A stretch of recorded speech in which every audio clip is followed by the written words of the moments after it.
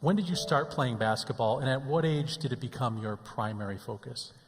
I think I was born to play, man. I started playing at like 2 years old.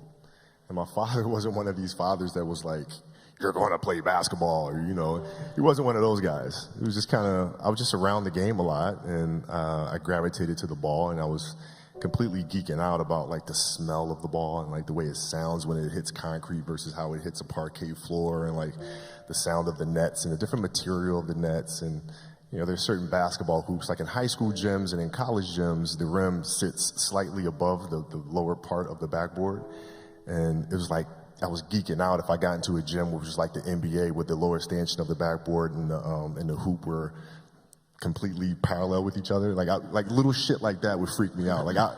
So to answer your question, I was born to do this thing, man, and I did it nonstop all day long, from the age of 2 to when I retired, man.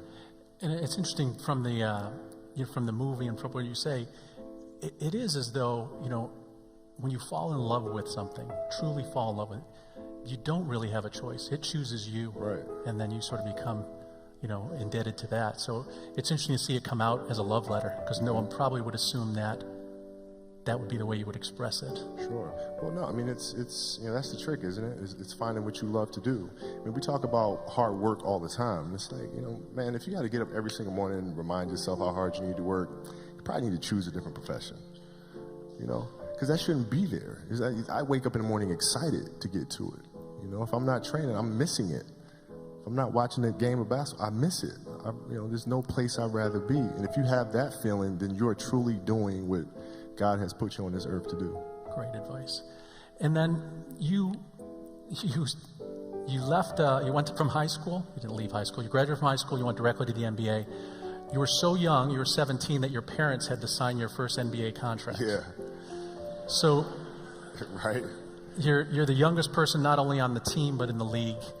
We've got a bunch of graduating students who are probably going to their first full-time job. Do you have any advice for students entering an organization and being the youngest person, not in the room but in the whole company? Well, I mean, in business it's a little different. It's I think the best way to prove your value is to work, is to learn, is to absorb, to be a sponge. Right? But you always want to outwork your potential. As hard as you believe you can work harder than that.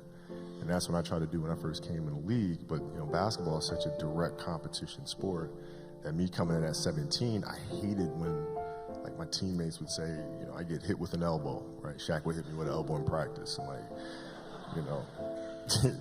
Nick Van Exel would come up and say, "Are you okay?" I'm like, motherfucker, what? Are you okay? What the hell's wrong with you? So like I always had that extra chip on my shoulder. So like every day in practice for me was really trying to annihilate everybody that I was playing against, because I wanted to prove you don't need to babysit me. Like I'm fine, and so it's always that competitive nature, the work ethic, and curiosity. Because I asked a lot of questions. Playing with Bryant Scott, I asked him a lot of questions. Eddie Jones, who was great at chasing guards off the screens, and I didn't understand how to do that. I would sit with him before practice, after practice. Magic, James Worthy, Kurt Rambis, Kareem Abdul, all the Laker greats. I would always sit down and just ask them questions about certain games that I studied growing up. What actually happened there? What did you feel there? Why? Bird tough to defend. Why? Because you look slow as shit to me. So like, I'm missing something. So like, tell me what I'm missing. You know what I mean? And so I would always ask questions and try to learn as much as I could. Right? No? I was a different generation. You guys probably never even seen Larry Bird play, which is. How many have seen Larry Bird play? Hey, everybody's seen Larry Bird play. That's not a high enough percentage. We got some work to do. They are 18 to 22, so it's before their time. But I just thought that could be the greatest meme to send to Boston this afternoon. Well, my kids have never seen Jordan play, so that's crazy. They don't know. That's crazy. They don't know. It's weird. Let's dive into your mindset, because I really think that you have so many things that translate beyond sports. When we talk about mindset and beliefs, we talk about limiting beliefs as sort of being the ceiling of your potential.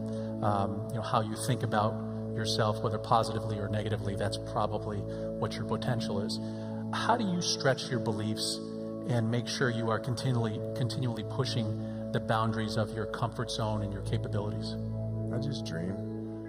I have dreams, and dreams is they should be pure. And I think a lot of times when we're born into this world, we actually wind up going backwards. And it seems like the more we mature, the more responsible our dreams become, and the more governors we put on ourselves and our ability to dream and to reimagine. And it's always a fight for us parents and for you guys to make sure that your dreams always stay pure. And so it's not a matter of pushing beyond your limitations or expectations. It's really a matter of protecting your dreams, protecting your imagination. That's really the key. And when you do that, then the world just seems limitless. And when you set your dreams, a lot of times, especially in business and entrepreneurship, you have a big vision, and people will instantly start asking you how you'll do it. And so what we tell people is don't get caught up with the how, because if you know every step to accomplish your dream, you haven't really dreamed big enough. Yeah. You should know every step of the way, and you'll have a tendency to walk it back. And so I would say, be unrealistic in your dreams as well. Well, let's talk about one game in particular. We're not going to cover basketball highlights because we'd be here for months. But let's talk about one game and how that sort of shatters the notion of what some people might think is possible. In 2006 against the Toronto Raptors, you scored 81 points, which is second only to Wilt Chamberlain's 100 points. No one has really come close to your total since. People have been in the 60s, including you. You went 28 of 46 shooting, 18 of 20 free throws. You scored 55 in the second half and 28 of your team's final 31 points. There's the scorebook above us that shows the scorebook.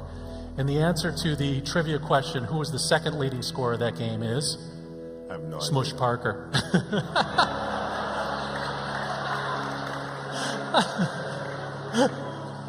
Oh, that's so good. So What are you at, 4? he had 13. He had 13. But it was something that if you were watching it, it just kept building. Now you know why I had to score 81. Man.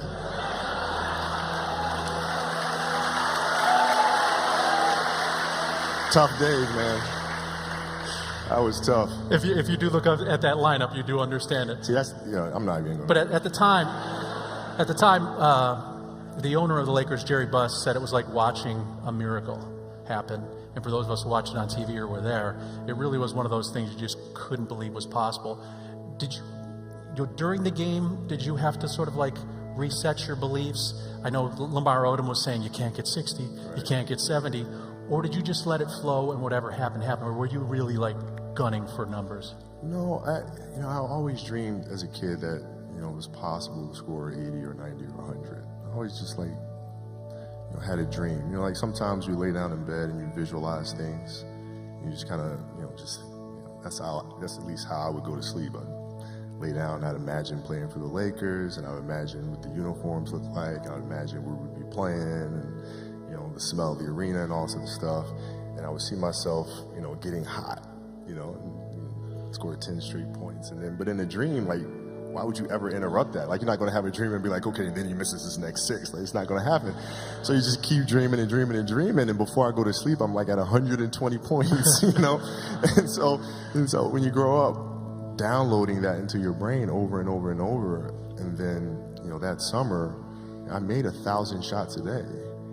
1,000, right? That's on top of weight training and my conditioning. I made 1,000 shots, and they weren't just shots. It were shots that you saw in that game. They were specific shots. It was coming out of the corner, going to the pinch post, footwork in the post, coming off the screen. It was very specific. So when you download that into your system, and you go out in the court, and you're just executing things that you've done thousands of times before, and you have that dream, then that becomes possible.